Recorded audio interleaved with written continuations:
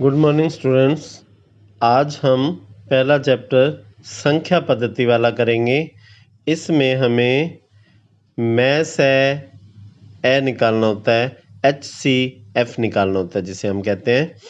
तो इसमें हमें दो संख्याएं दी होंगी। पहली संख्या हमारे को दी है 100, पहली संख्या 135 दी है। 135 एक्सरसाइज 1.1 का पहले क्वेश्चन का पहला पार्ट है ये। 135 संख्या दी हुई है और दूसरी हमारे को 225 संख्या दी हुई है। तो हम 225 को बीच में रखेंगे और 135 से भाग करेंगे। हमने छोटी क्लासों में भाग विधि द्वारा मैसा ए यानी कि HCF निकालने की प्रैक्टिस हमने की होती है। तो हर क्लास में होता है ये। 7th 8th क्लास में ऐसे बहुत सारे क्वेश्चन होते हैं कि जिससे भाग विधि द्वारा HCF निकाला जाता है।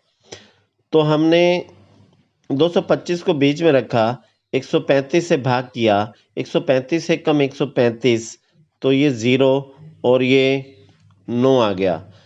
ये ना जिस 135 से भाग कर रहे हैं, अब ये 90 बच गया, तो 90 135 से छोटा होता है, इसलिए 90 हमारा शेष हो गया। अब शेष को ऐसे करते हैं और उसको 135 को बीच में रखते हैं। तो अब ये 1 पे फिर जाएगा, तो 90 एक कम 90 आ जाएगा और नीचे 5 और इधर 13 में से 9 गया 4। ये फिर 90 से छोटा बच गया, 90 से छोटा बच गया, तो शेष हो गया। तो शेष हमारा 45 और 90 को बीच में रखेंगे और फिर इसे भाग करेंगे। 45 दूनी 2 पे जाएगा और ये 90 आ जाएगा और ये कट जाएगा। जब तक ये 0 ना आए तब तक हम चलते जाएंगे, तब तक हम करते जाएंगे। जब 0 आ जाएगा तो फिर इधर जो ये होता है डिवाइज़र होता है, जो भाज्य होता है 45 है, ये हमारा HCF आ जाएगा। इसके बाद हमने इसको फेयर में करना होता है। ये हमारा रफ काम था। तो 225 किसके इक्वल है? 225 हमारा 135 गुणा 1 जमा 90। जैसे मैं आपको एग्जांपल देता हूँ। जैसे हमने 13 को 4 से भाग करना है, 13 को 4 से, तो 4 तिये 12, तो 1 बच गया। तो हमारा ये 13 किसके इक्वल होता है? 13 4 गुणा 3 जमा 1, 4 गुणा 3 जमा 1, ये हमारी इसको कहते हैं डिवीज़न एल्गोरिथम, विभाज्य प्रेमिका परिमेय का परिमेय है। ये विभाज्य परिमेय। तो हम लिखेंगे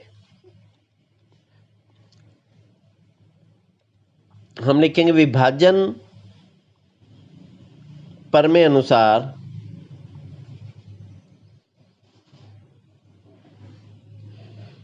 विभाजन परिमेय अनुसार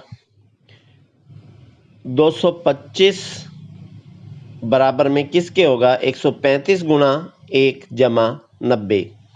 135 गुणा 1 जमा 90 और फिर लिखेंगे अगले स्टेप को 135 इज इक्वल टू 90 गुणा 1, 90 गुणा 1 जमा 45 और फिर अगले स्टेप पे चले जाएंगे। अगला स्टेप हमारा 90 है। 90 is equal to 90 is equal to 45 गुणा 2 जमा 0। तो HCF हमारा मैसा है कितना आ गया? वो हमारा 45 आ गया। ये हमारा आंसर। हमें मार्क्स इसके मिलने हैं, लेकिन पहले रफ वर्क पे करेंगे तो उसको देख के हम इधर फेयर पे कर लेंगे। अब इस जैसे बहुत सारे क्वेश्चन है। जैसे सेकंड पार्ट है, वो भी इस जैसा है। सेकंड पार्ट की स्टेटमेंट है, रकम उसकी ये है 196 और 38,220। तो मैं इसका भी रफ वर्क पे करके दिखाता हूँ आपको। 38,220 को बीच में रखेंगे और हम भाग करेंगे किससे? हम भाग करेंगे 100 96 से पहले 1 पे जाएगा, 196 कम 196, 12 में से 6 गया 6, इधर एक हासिल ले लिया था तो इधर 7 बच गए थे, 17 में से 9 गया 8 बच जाएगा, और इधर से हमने कैरी लिया था, हासिल लिया था, दहाका लिया था, मतलब कहने का 2 में से 1 गया 1 बच जाएगा।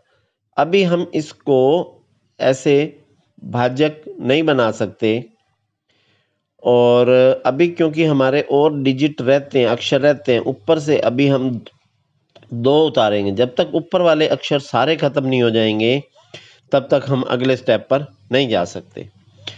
तो अब हम इसको 9 पे भेजेंगे, तो ये आ जाएगा 4,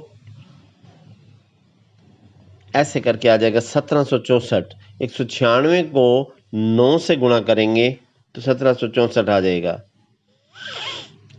और अब 12 में से 8, 12 में से 4 गया तो 8 बचता है, इधर 5, 15 में से 6 तो 9 बच गया, और अभी भी एक हमारा डिजिट रहता है, अक्षर रहता है, तो उसको भी नीचे उतार के लाएंगे। अभी ये 5 पे जाएगा और ये 980 पूरा कट जाएगा। तो इसमें तो हमारा एक ही स्टेप में ये हो गया। हम लिखेंगे इसको उसी तरह से a इज विभाजन प्रमेय अनुसार, विभाजन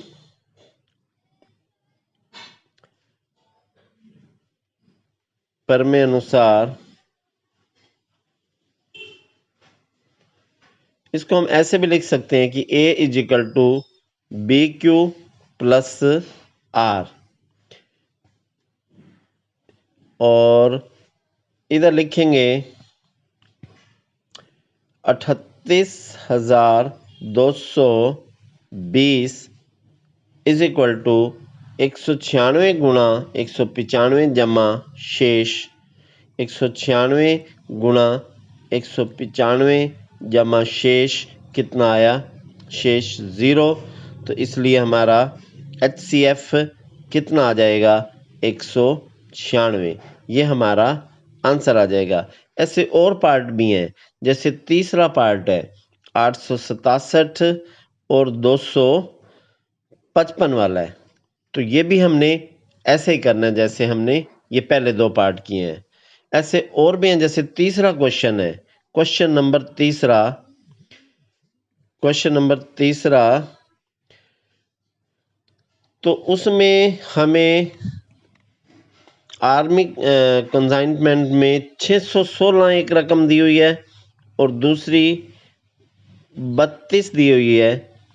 तो हमें अधिकतम कॉलम्स बताने हैं, तो अधिकतम शब्द आ जाए तो इसका मतलब HCF निकालना है। हाईएस्ट, अधिकतम का मतलब हाईएस्ट होता है, हाईएस्ट, तो इसका मतलब हम HCF निकालेंगे। तो इसका भी हमने, ये भी सेम है, सेम एज क्वेश्चन फर्स्ट का फर्स्ट पार्ट है ना, सेम एज इट इज है, तो इसको भी आप वैसे ही कर लेंगे। ठीक है, इसके बाद मैं आपको सेकंड क्वेश्चन कराता हूं। बीच में सेकंड छूट गया क्योंकि थर्ड क्वेश्चन फर्स्ट की तरह था, इसलिए बता दिया आपको कि थर्ड क्वेश्चन को भी फर्स्ट की तरह कर लेना। अब मैं आपको दूसरा सवाल कराता हूं, क्वेश्चन नंबर दूसरा। इसमें कहता है कि a एक घनात्मक, विषम घनात्मक पूर्णांक है। तो हमने पहली लाइन यही लिखनी है, माना a एक विषम घनात्मक पूर्णांक है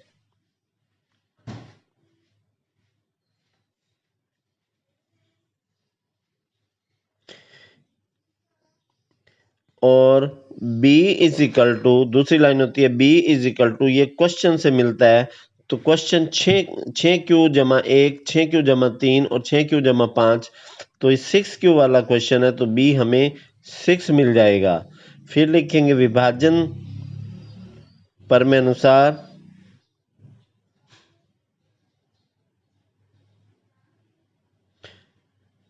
विभाजन प्रमेय अनुसार A is equal to B Q plus are.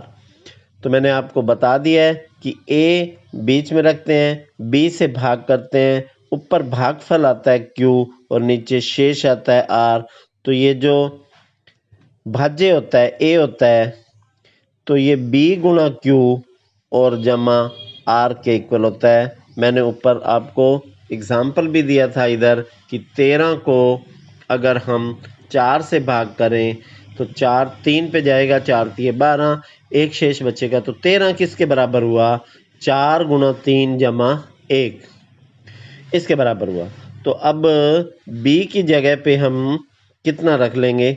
6 रख लेंगे। 6Q जमा R, ये आपका समीकरण नंबर 1 आ जाएगा।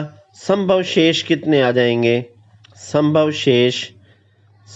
शेष आएंगे 0, क्योंकि 6 से भाग कर रहे हैं तो शेष कितने आ सकते हैं? 0, 1, 2, 3, 4 और 5 आ सकते हैं। तो हमें R के मान, शेष होता है R के मान समीकरण नंबर 1 में रखने पर,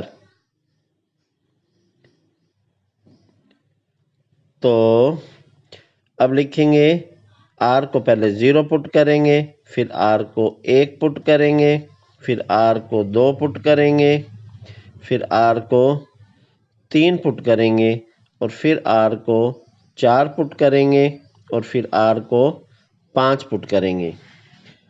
तो पहले हम R को 1 पुट करेंगे तो ये आएगा A is equal to 6Q जमा 0, यानी कि 6Q आ गया। अगला आ गया 6Q जमा 1 आ गया और अगला A का मान आ गया 6Q जमा 2 आ जाएगा। फिर A का मान 6Q जमा 3 आ जाएगा। फिर A का मान 6Q जमा 4 आ जाएगा और A का मान 6Q जमा 5 आ जाएगा। तो हमें विषम लिखने हैं,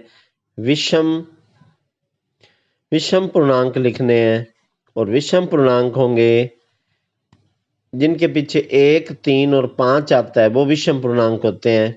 तो विषम पूर्णांक होंगे हमारे 6Q जमा 1, 6Q जमा 3 और 6Q जमा 5, ये हमारे विषम पूर्णांक होंगे। ठीक है, तो आज आप इतना ही करो।